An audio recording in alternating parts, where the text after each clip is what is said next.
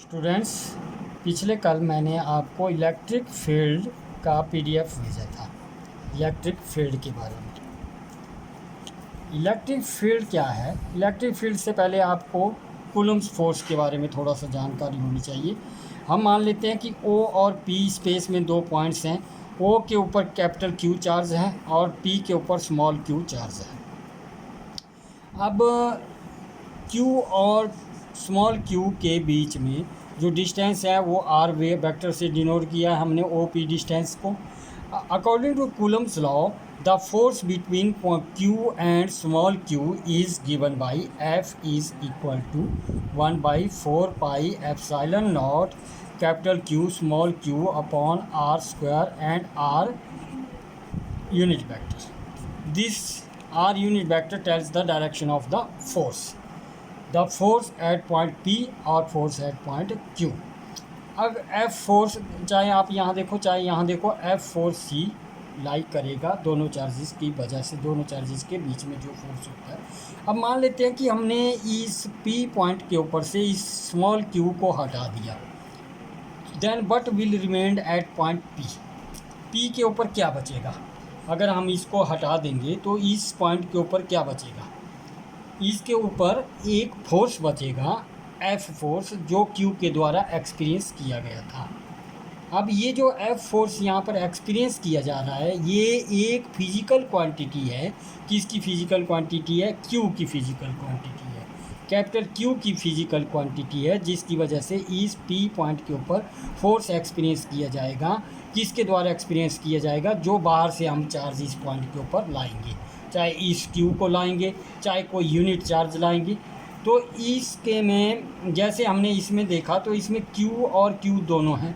अगर हम क्यू को 1 मान लेते हैं, एक यूनिट मान लेते हैं अगर हम क्यू को, तो इसकी जगह क्या रह जाएगा? हमारे पास एक फोर्स रह जाएगा 1/4 pi epsilon naught Q upon are square R unit vector.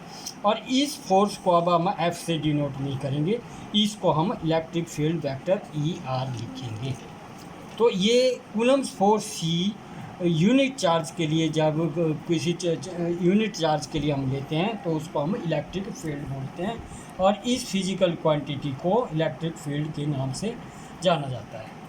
अब आगे है कि ये Q और स्मॉल q क्या है? ये जो Q है इसकी वजह से इलेक्ट्रिक फील्ड है at point P, so this is known as source charge. और इस सोर्स चार्ज का जो फोर्स है यहाँ पर वो कौन एक्सपीरियंस किया जा रहा है? जो बाहर से हम चार्ज ला रहे हैं Q, और इसलिए इस Q को हम टेस्ट चार्ज बोलते हैं। तो दो चीज़ें इसमें आएंगी, source charge and test charge Q। अब इसको अगर हम देखें कि जैसे मैंने ये बताया तुम्हें कि भी ये जो है ये इसका इलेक्ट्रिक फील्ड है, लेकिन अगर हम इसमें देखें तो जो फोर्स था वो स्मॉल क्यू की वजह से भी था और कैपिटल क्यू की वजह से भी था। अब अगर हमने एक्यूरेट डेफिनेशन लेनी हो इलेक्ट्रिक फील्ड ई की, तो हमें ये मानना पड़ेगा कि ये जो स्मॉल क्यू है ये कितना है? निग्लिजिबल है, बिल्कुल छोटा है, बिल्कुल स्मॉल है। तो हम इसकी लिमिट जो है वो Q की लिमिट टेंस टू 0 ले लेंगे। 0 का मतलब है कि ये नियर बाई 0 है, but not accurately equal to 0। तो F अपॉन Q को हमने यूनिट बनाने के लिए Q फोर्स को, जो कूलम्ब्स फोर्स था, उसको डिवाइड कर दिया।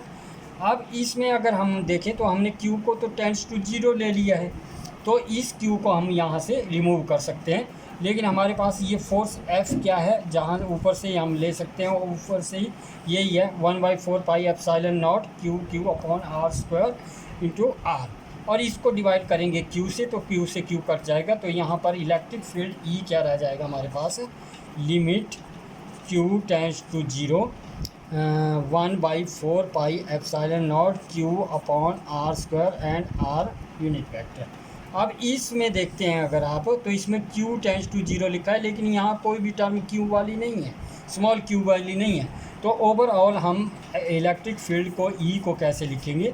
1/4 pi epsilon naught Q upon are square and are unit vector. This is the expression for the electric field. अब आगे बात आती है कि इलेक्ट्रिक फील्ड अगर पॉजिटिव चार्ज है, जो सोर्स चार्ज है, दिस सोर्स चार्ज अगर ये पॉजिटिव है तो इलेक्ट्रिक फील्ड किस डायरेक्शन में होगा, इसके लिए मैंने ये डायग्राम बना रखी है। इसमें अगर इलेक्ट्रिक फील्ड जो है वो प्लस क्यू है तो ये रेडियली आउटवर्ड होगी, जो इलेक्ट्रिक फील्ड होगी वो बाहर की तरफ को डायरेक्शन उसकी शो करेगी। यहाँ पर कोई भी चार्ज हो सकते हैं, पॉइंट चार्जेस हो सकते हैं। और ये अगर माइनस में है तो ये इनवर्ड, रेडियली इनवर्ड होगी। ये दो तरह की इसकी डायग्राम है इलेक्ट्रिक फील्ड की फॉर द सिंगल चार्ज। अगर सिंगल चार्ज सोर्स चार्ज जो है क्यू है तो इस तरह से होगी, और माइनस क्यू है तो इस तरह से होगी। इसके बाद नेक्स्ट हमारा जो टॉपिक आता है स्टूडेंट्स, इसके बाद हमारा टॉपिक आता है electric field due to a system of charges. हमने वहाँ देखा था कि दो चार्ज थे, एक कैपिटल क्यू और एक स्मॉल पी, पी के ऊपर स्मॉल क्यू। लेकिन यहाँ बहुत सारे चार्जेस हैं, सिस्टम ऑफ चार्जेस हैं।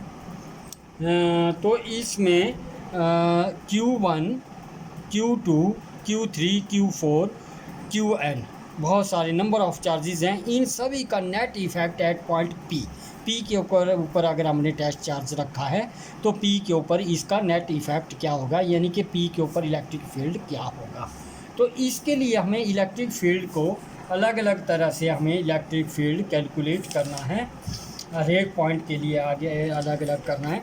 तो इसके लिए आप ये देखेंगे हमने ये कर रखा है, हमने इसमें बताया है, आपके पास भी है नोट्स कि consider a system of charges. हमने एक सिस्टम ऑफ चार्जेस मान लिया है Q1, Q2, Qn, जिनकी पोजीशन वेक्टर क्या है R1, R2, Rn respectively as shown in figure, इस फिगर में जो दिखाया गया है। तो ये R1, R2, R3, Rn क्यों है, क्योंकि ये है ऑरिजिन की तरफ से, इस पॉइंट की विद रिस्पेक्ट टू नहीं है, ये ऑरिजिन के विद रिस्पेक्ट टू हमने बता रखा है, स्पेस में ये पॉइंट है। अब इन पॉइंट्स, इन सोर्स चार्जेस का डिस्टेंस जो हमारे पास टेस्ट चार्ज है उससे क्या है, R1P है, R2P है, RnP है, इस तरह से है। तो हम सबसे पहले एक Q1 चार्ज के लिए, टेस्ट चार्ज Q1 के लिए देख लेते हैं कि E1 इलेक्ट्रिक फील्ड जिसको मैंने E1 से डिनोट किया वो क्या हो जाएगा, जिस तरह से हमने उसमें किया। यहाँ हमने उसमें कैपिटल Q लिया था, यहाँ स्मॉल q लेंगे, और इस Q1 और P के बीच में जो डिस्टेंस है उसका स्क्वायर लेंगे नीचे, R1P square and R1P unit vector, where R1P is unit vector in the direction of Q1 to P, and next 1P, ये जो R1P है is the distance between Q1 and P। इसी तरह से हम Q2 चार्ज के लिए लेंगे। Q2 चार्ज के लिए मान लेते हैं कि इलेक्ट्रिक फील्ड E2 है, तो E2 भी उसी तरह से हो गया, सिर्फ 2P और 2P का स्क्वायर, 2P स्क्वायर और 2P चेंज हो रहा है। अब इसी को हम अलग अलग चार्जेस के लिए ले सकते हैं, Q3 के लिए, Q4 के लिए, Q5 के लिए। तो En हो जाएगा आपके पास, अगर n चार्ज के लिए लेते हैं 1/4 pi epsilon not Qn upon Rn का स्क्वायर RnP। अब by the principal of superposition net charge at Q, P के ऊपर अगर हमने नेट चार्ज देखना है इसके ऊपर, तो हमें ये सारे के सारे इलेक्ट्रिक फील्ड को प्लस करना पड़ेगा according to principle of superposition. Superposition principle के अकॉर्डिंग अगर हम इनको सभी को प्लस करते हैं तो क्या आ जाएगा हमारे पास, E1 plus E2 plus En। अब आपने देखना है कि वहाँ से E1 की वैल्यू डाल दी, E2 की डाल दी, En की। इसमें 1/4 पाई एप्सिलॉन नॉट कॉन्स्टेंट है, बाकी चीज़ें सेम रह गई। अब हम इसको अगर सिंपल जनरलाइज्ड फॉर्म में लेना चाहें तो हम लिख देंगे I = 1 and IP square = 1। E is a vector quantity that varies from one point to another point in space and determined from the position of the source charge। तो ये था electric field at a point P by the system of source charges।